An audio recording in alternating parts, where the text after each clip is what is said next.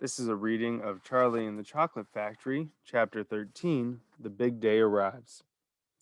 The sun was shining brightly on the morning of the big day, but the ground was still white with snow and the air was very cold. Outside the gates of Wonka's factory, enormous crowds of people had gathered to watch the five lucky ticket holders going in. The excitement was tremendous. It was just before 10 o'clock. The crowds were pushing and shouting, and policemen with arms linked were trying to hold them back from the gates. Right beside the gates, in a small group that was carefully shielded from the crowds by the police, stood the five famous children together with the grown ups who had come with them.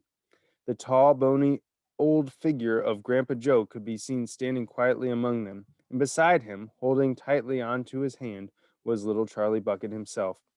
All the children, except Charlie, had both their mothers and fathers with them, and it was a good thing that they had. Otherwise, the whole party might have gotten out of hand. They were so eager to get going that their parents were having to hold them back by force to prevent them from climbing over the gates. Be patient, cried the fathers. Be still. It's not time yet. It's not 10 o'clock. Behind him, Charlie Bucket could hear the shouts of people in the crowd as they pushed and fought to get a glimpse of the famous children. There's Violet Beauregard, he heard someone shouting. That's her, all right. I can remember her face from the newspapers. And you know what? Somebody else shouted back. She's still chewing that dreadful old piece of gum that she's had for 3 months. Look at her jaws. They're still working on it. Who's the big fat boy? That's Augustus Gloop.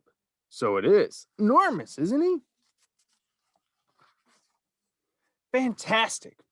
Who's the kid with the picture of the Lone Ranger stenciled on his back? That's Mike Teavee. He's the television fiend.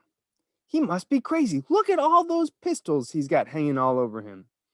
The one I want to see is Veruca Salt, shouted another voice in the crowd. She's the girl whose father bought up 500,000 candy bars and then made the workers in his peanut factory unwrap every one of them until they found a golden ticket. He gives her anything she wants, absolutely anything.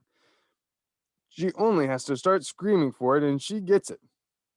Dreadful, isn't it? Shocking, I call it. Which do you think is her? That one. Over there on the left. The little girl in the silver mink coat. Which one is Charlie Bucket? Charlie Bucket? He must be that skinny little shrimp standing beside the old fellow who looks like a skeleton. Right close to us. Just there. See him? Why hasn't he got a coat on in this cold weather? Don't ask me. Maybe he can't afford to buy one. Jeepers! He must be freezing.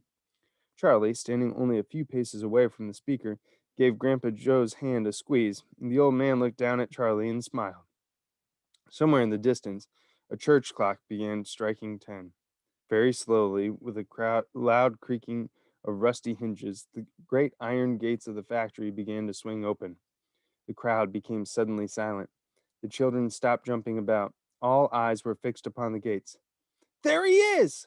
Somebody shouted. That's him! And so it was.